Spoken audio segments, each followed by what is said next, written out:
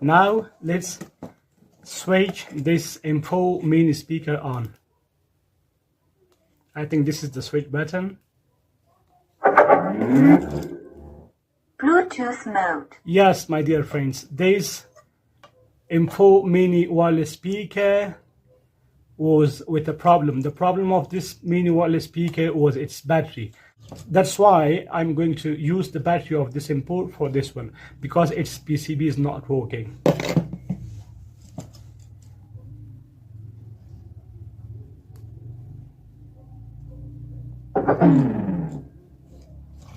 My dear friends, before tightening the screws, I'm going to check its charge. Yes, it is charging, my dear friends.